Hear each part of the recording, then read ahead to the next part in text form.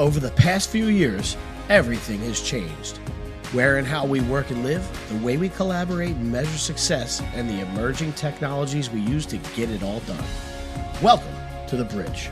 Join our host, Scott Kinka, in a series of discussions with top leaders in technology and learn about how they bridge their lives and their businesses into our new hybrid work and AI-driven reality.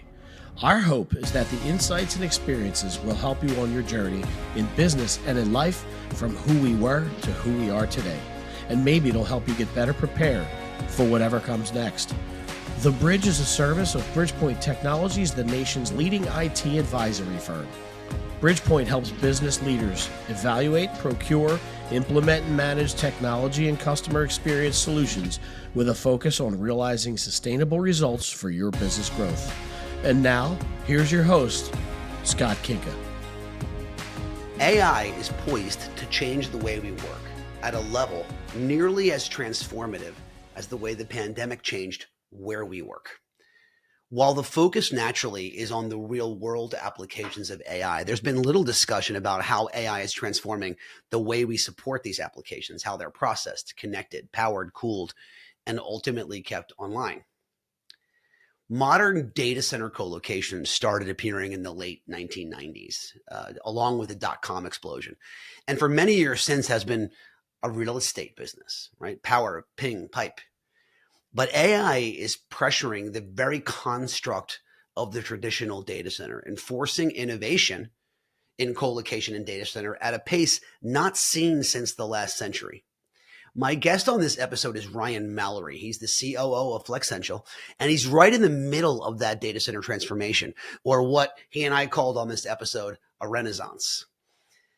If you're enjoying the personal stories of tech executives and technology leaders here on The Bridge, please be sure to hit that subscribe or follow button. Give us a 5-star rating or a comment. We're available on YouTube, Apple Podcasts, Spotify, and many other podcast platforms. Let's get to the AI renaissance in data center with Ryan Mallory here on The Bridge.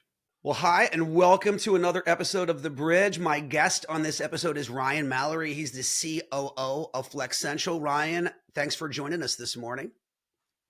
Thanks, Scott. Really appreciate the opportunity. Excited to dive in and be part of the Bridge show here. Yeah, well, thank you for doing that. I was just going back in my notes and catching up on previous episodes. I did, we had Jason Carolyn on here. Oh, gosh, I think almost a year ago to the day. I looked at my notes, and at least the recording, I think, was May 23rd of last year. It was something kind of crazy like that. But it's so interesting to have you on here, roughly a year later. It's warming up here. Where are we talking to you from? I think your LinkedIn says you're in Denver. Is that where you are today? Well, first and foremost, I wish you wouldn't have told me I'm following Jason. He's a tough act to follow, super bright guy, and somebody that's just been a cornerstone of our our vision and development at the company. And so, but Scott, you are right. I live in Denver, but you're catching me from beautiful Nashville, Tennessee today. So it was in town for a couple of speaking events and visiting our data centers here. We've got a number of them in the Nashville area. So just excited to be part of the Bridge, and let's dive in.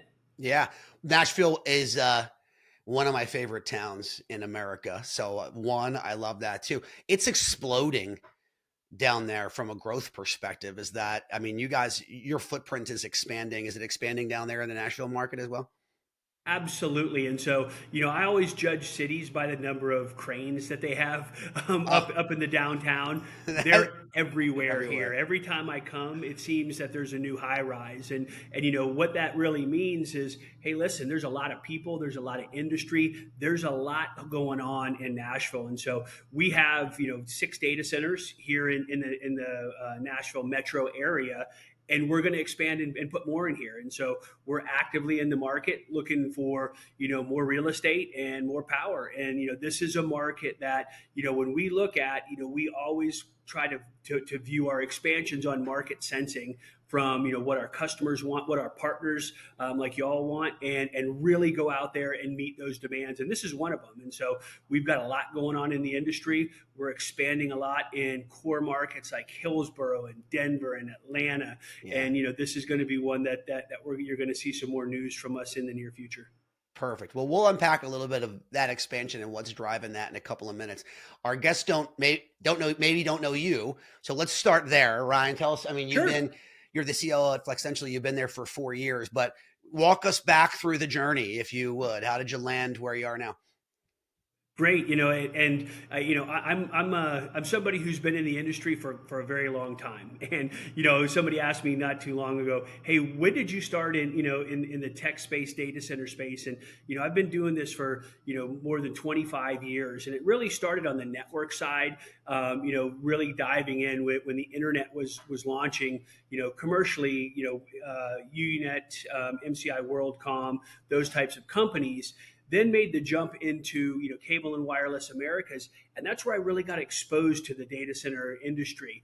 We bought Exodus Communications, started to help with the integration there, and that's when I saw, wow, there's data centers that actually house the equipment that the network connects to, and that's where really I started to snowball into getting involved in this. And you had a stint at Digital Realty Trust managing their interconnection platform, and then spent 10 years at Equinix, which was just a fantastic experience.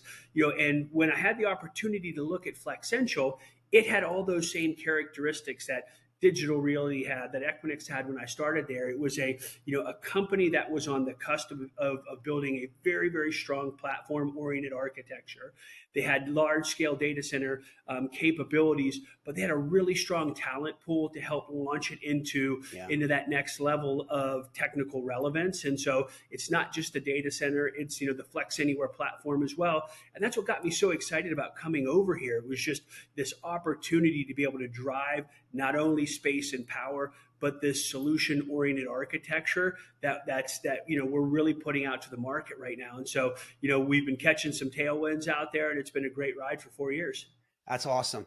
Let's hop out of work mode for a minute and tell us a little bit Sure. about you personally, where interests, family, share something with us.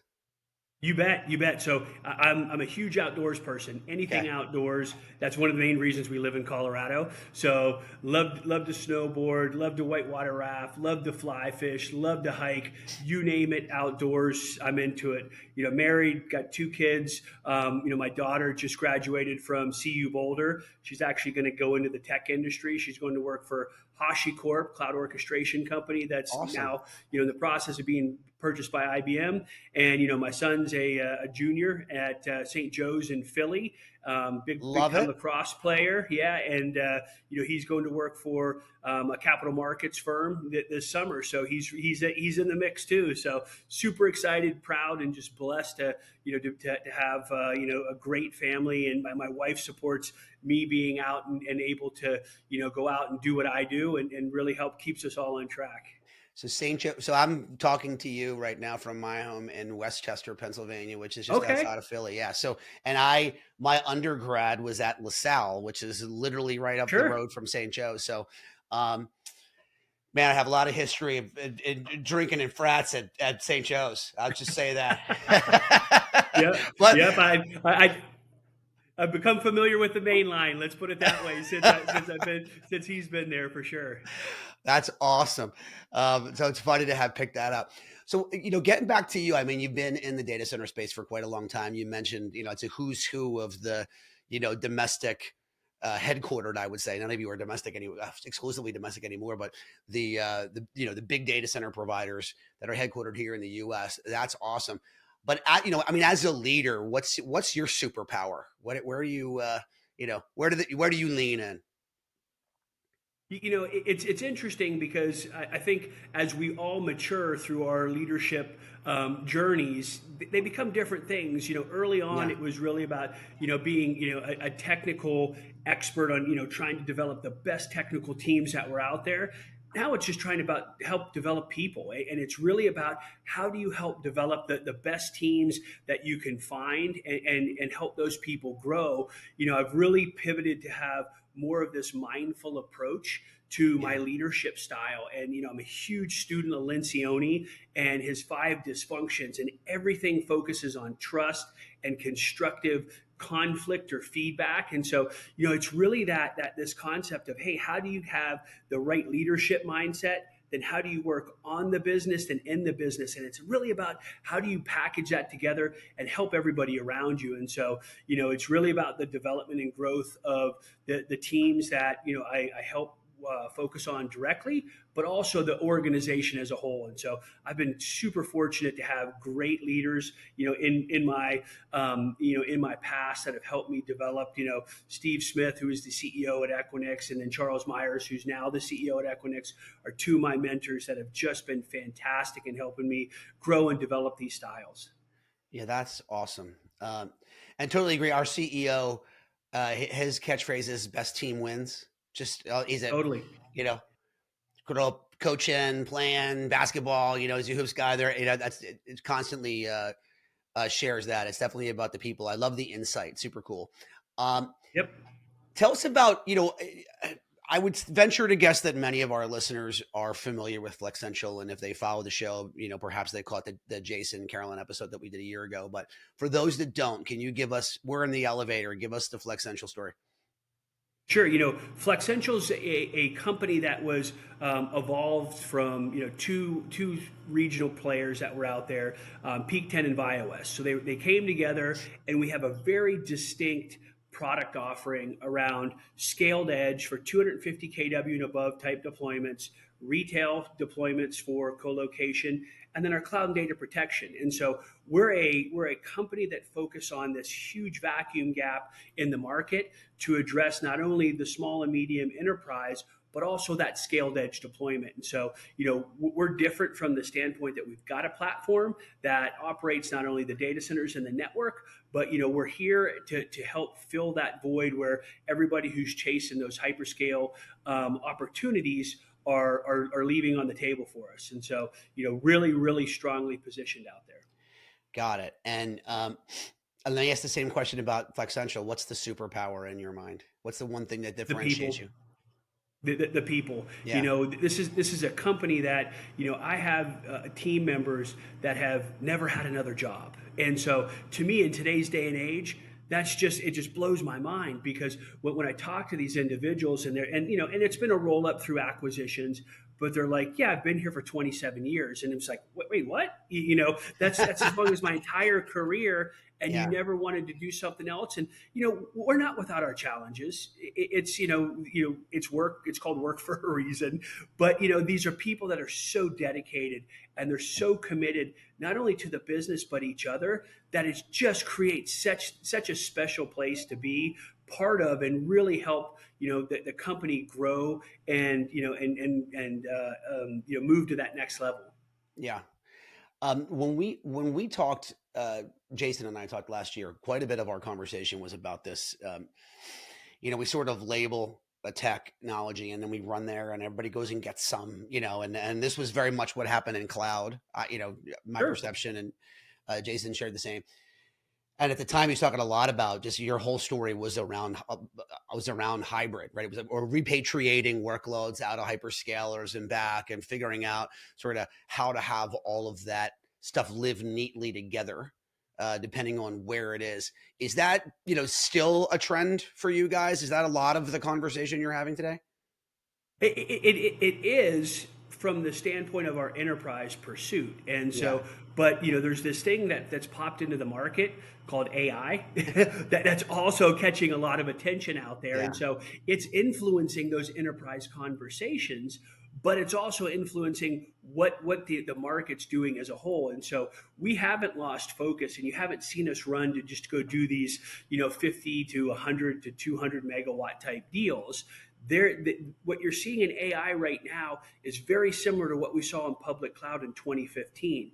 These edge node deployments to aggregate the network services, to be able to start pulling the information and create these learning models that are out there. Same exact playbook that we ran in 2015 when I was at Equinix, we're running now at Flexential for AI.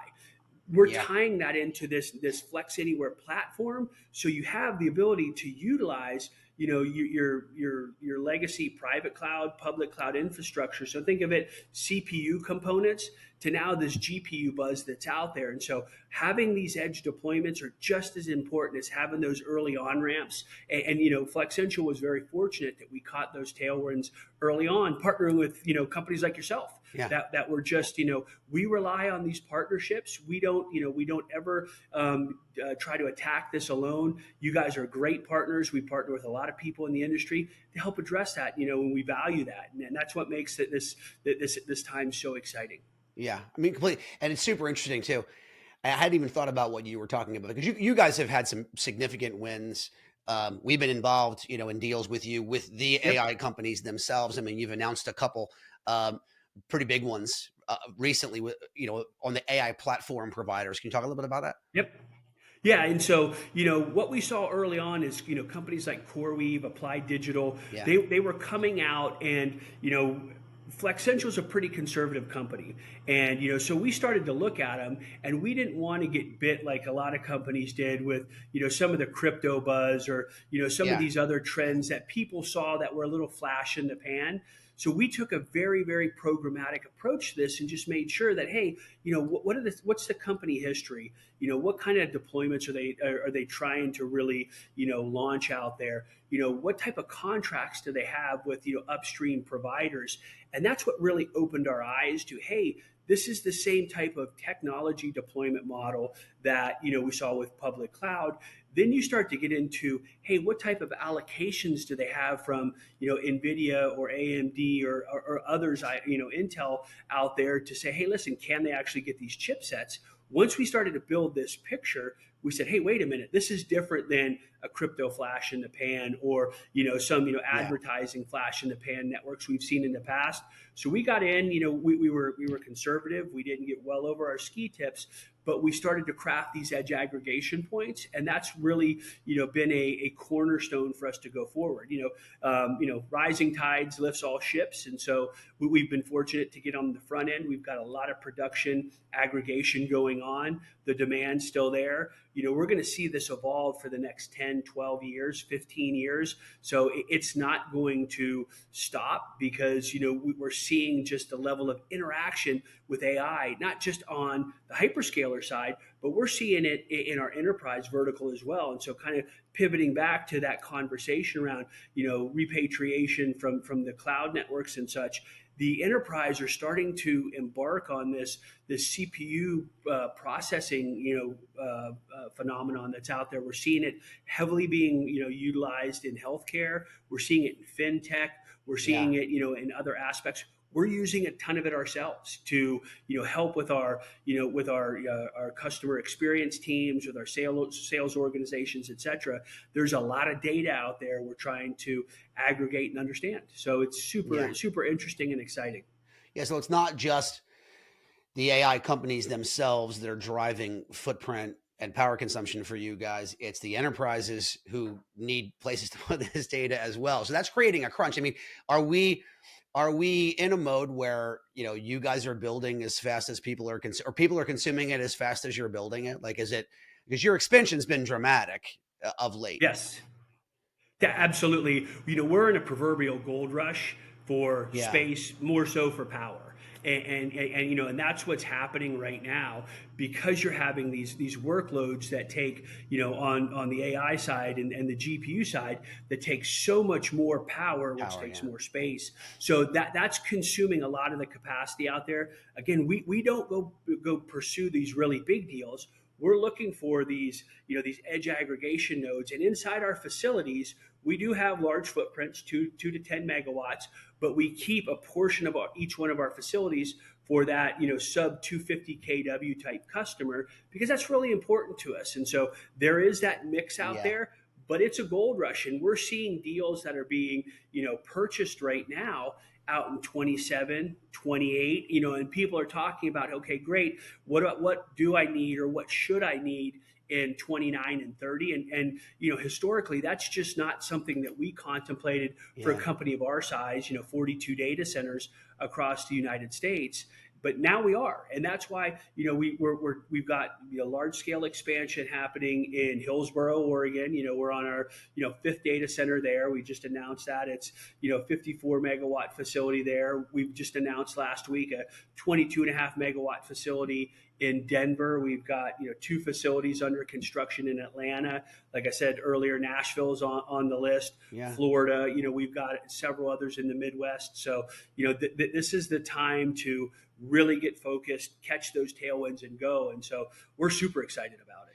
Yeah, I mean, I think the thing people have a tendency to not really think about in this whole scenario is that, I mean, intrinsically, the way your building footprint has to change with these GPU intensive workloads, right? I mean, it's not just power, but you have to be able to, burn the power, cool the power, have sufficient footprint for all of it. Can you talk just a little bit about how the AI phenomenon is not just consume space, but sort of change the way you guys look at building a data center footprint?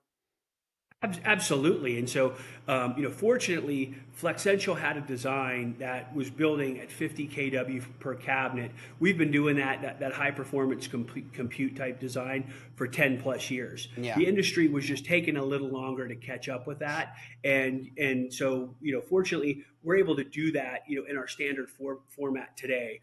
But what we're seeing is a much higher demand for things like liquid cooling, Okay. these more dense type footprints. And so, our model, we started to look at chilled water loops, we keep those off the floor, but, in these newer data centers, they're all ready, pre-tapped, ready to go out to the data hall floor to be able to support that. We're doing liquid to chip, cold plate type deployments, liquid to rack, and even immersion cooling at scale in several of our facilities that that have these requirements. It's a little early days. People aren't diving into the immersion quite as much as kind of the liquid to rack, liquid to chip type models, but it's still early. We haven't seen that threshold pop above that mid 40 aggregate, mid 40 kW aggregate on a rack basis yet. We are deploying large scale pods for those AI companies, and so we're watching it very closely. But we're excited for what's happening in the industry, but the level of innovation and it's having two kids that are starting to go on their journey out into the professional world. The opportunities that are out there for people that are newer to career are unbelievable. If you approach this with an open mind and a sense of curiosity, your future is nothing but bright and up and to the right, because there's just so much opportunity out there to explore. AI is not going to be a hindrance. AI is going to be a catalyst, just like the POTS lines were for the phone systems. Sure. Just like the internet was when I talked about my background. If you embrace the change, you have huge opportunity for the future, and it's just so exciting. Yeah, I mean, it feels like a little bit of a renaissance in the data center industry right now. I mean, it's not, for many years, Colo was the power pipe and ping conversation. It's not, it's Totally. and it's not a new industry. I mean, you mentioned it, you've been at it for 20 some odd years. A lot of these data center footprints have been around for a very, very long time, but now all of a sudden the industry is reinventing itself around the workloads that are being presented to it, which is just super exciting and really, really interesting to think about. Completely. Totally wild. How has that kind of changed the way you guys think about interconnection and kind of ecosystem building around these data centers? I mean, these are not self-contained one spot workloads, right?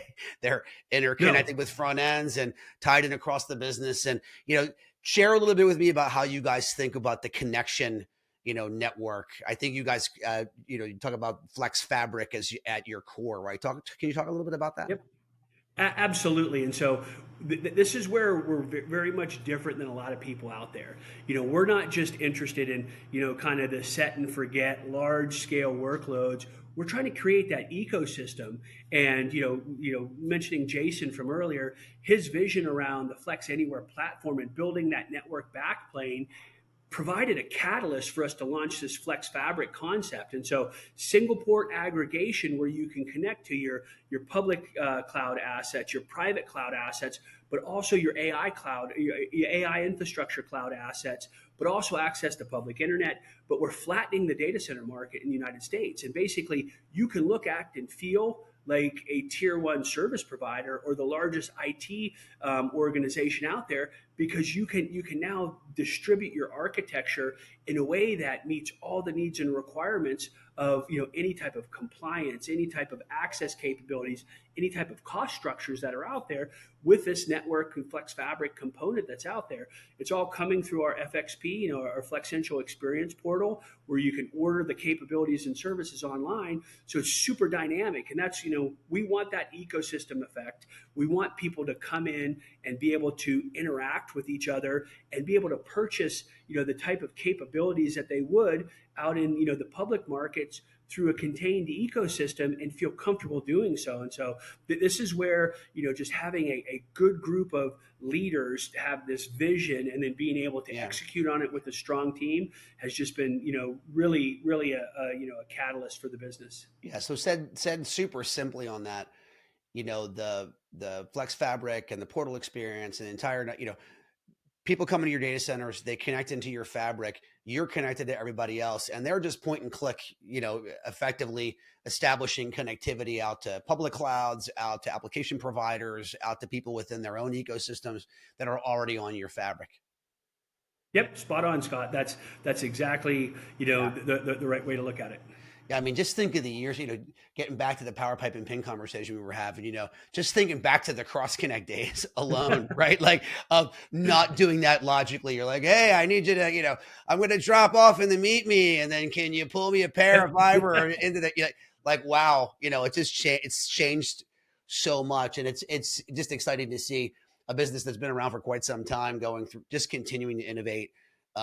Having one of these sort of renaissance periods that are being driven by the workloads that customers are throwing at it.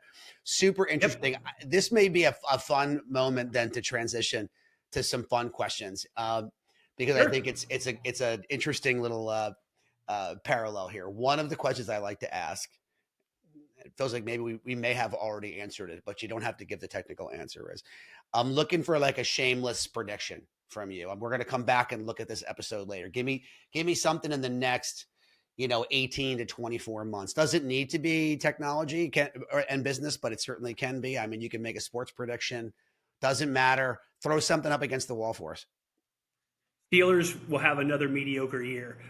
I'm a huge Steelers fan, but we had Russ Wilson in Denver last year. He's now in Pittsburgh, so it's going to be a tough year for the Steelers. But all kidding aside, from a technology perspective, we are just going to see the pace of change continue to accelerate, and the need for just being so specific and accurate, from a service provider's perspective on, what are we building, how are we building? It's just, the industry is going to become so micro focused that on the ability to execute, it's just going to be crazy. One of the big disruptors that will come not in the next 24 months, but maybe in the next 48 months is going to be these chip fabs that are all being built in Arizona and Ohio. If they can get them online and stay on time to execute on that, we are going to see the next tidal wave come from capacity and demand that's out there, because that's kind of the linchpin right now. You've seen NVIDIA ramp up from a couple 100,000 to a couple million GPU chipsets a year to what happens when we get that production at scale onshore, with NVIDIA, AMD, Intel, and others. That's the next tidal wave coming. So that's what we're watching and we're trying to plan for as well, because that's when you start to see wholesale large scale GPU compute as a service come online. Yeah. That, and it's potentially a significant change economically, right? I mean, we're, right now the chipsets are not being driven from onshore, right? The manufacturing is not, right? So to some extent, this is a shared growth model. And I mean, certainly you want it to be. I'm as global as the next guy, but being able to not be tied to non-US manufacturing for this growth is something that could be really super interesting. Particularly when the innovations, it's hard when the use case innovation is oftentimes domestically driven, but the technology needed to make it happen has to be bought elsewhere. So it'll be super interesting to to track that. All right, but that was a good one. Let's talk about what you're reading right now. Do you have you mentioned a little bit about your leadership style and some of the things going on, but Yep. I don't. It could be fiction also. What's on the end table right now? Oh, there it is. Yep. Right. Never split the difference. So, Okay. by Chris Voss, great book. It's about getting into the psychological aspects of not just negotiating, but understanding counterparts that you're dealing with in the business. Again, this goes back to kind of that mindfulness that I was talking about, that I'm trying to really focus on as a leader. Not just working on the business and in the business, but this is more about that mindful approach to not only understanding people that you're interacting with, but understanding your own emotions and how do you control those, and how do you align, because I've been told I'm a higher energy person, and we'll just drive forward, and it's really about, hey, making sure that you slow down and take time to think through kind of the situations, impacts, and others. So I love the book. I'm just gobbling it up. I spent a lot of time on planes, and so driving through that. And I've got a couple more on my nightstand that I'm gonna dive into next. Got it. And, from the title and then your description, they didn't match immediately in my head, because you were like, never split the difference. I'm thinking this is like a don't lose any negotiation kind of book. And it did not end up going, they didn't match the description there. And it's funny. We've had this conversation a couple of times on the show about, like, I'm a big fan of like all the writing around emotional intelligence. There's a book I give out to some people called the Emotional Intelligence Quick Book. Yep. And it starts a lot that way. Like, every interaction has different relationships in it, but the first one is like, what are you bringing to the party before you start the two-way negotiation? The second one's trying to put yourself kind of in a place of empathy of the other person. If you can get that, then the negotiation part becomes a lot easier. Then you're in a situation together, but it sounds, I don't want to say similar, but it sounds like it's in somewhat of the same vein. It's all in that same vein. Yeah. I'm a huge, person that thinks EQ is what we've got to spend more time on as a leader. Probably, one of the authors that had the most impact to me was Carol Dweck. Kind of this mindfulness, kind of thoughtful approach to how you think and act. And had I read it probably when I had kids, I would have been a much better dad versus reading it after they were ready to go out to college, because it was really about, hey man, wow, these are all the things I did wrong, not only from a parent perspective, but a career perspective. I just had my second of three graduate college, and yet you do the same thing. You look back and you're like, wow, it's amazing they made it here after the amount that I broke them. Especially there's no handbook. Okay, I'm fumbling through this, and there's no galaxy guide to parenthood. Exactly. I can't do basic carpentry, but somehow I raised two children and got them out of college. Third one is a work in progress, so we'll see where that lands. But he's doing great. All right, last one, and then I'm going to let you go. You've been so generous with your time this morning. Fun question we like to ask people. In some future dystopian future that we have out there, you are left with only one functioning app on your phone. What would it be? Great question, because I would have to say probably the weather app. Because being an outdoors person, that's what I spend all my time looking at in the winter. I'm trying to figure out when the storms are coming to go ride some powder. In the springtime, I'm trying to figure out what the temps are to control the runoff. Because we're big whitewater rafters. We also do some recreational farming and stuff like that on the side. So I'm always trying to figure out when it's going to rain. And being in the West, rain is just a gift that is so inconsistent. So the weather app is something that I check probably more than I should. And it's not for anything other than, hey, I like it from a recreational perspective. It just influences my outside of work being so much. Yeah, that's what recreational farming. You are quite the Renaissance man, then, right? You're Renaissance man presiding over a renaissance in the data center industry right now. I appreciate that. Ryan, it's been a pleasure having you on the show and hearing, about Flexential and insights on what's going on. I mean, obviously AI is changing not just the way we're working, but all the way down to how we're planning footprint in data centers, empowering them. And, a really insightful conversation today. I appreciate the time. You bet, Scott. It was such a pleasure to be invited on, and thank you for the opportunity just to talk a little bit about my journey, where Flexential is going, and here anytime to help with any follow-up questions. Just thanks again for the opportunity. Really appreciate it. You got it, Ryan. Thanks so much. And for all of you who hung with us, thanks for staying with us. I hope you enjoyed this episode of The Bridge, and we'll catch you soon on another episode. Listen, if you made it this far, there must have been some good content, or you're just a fan or a relative of mine.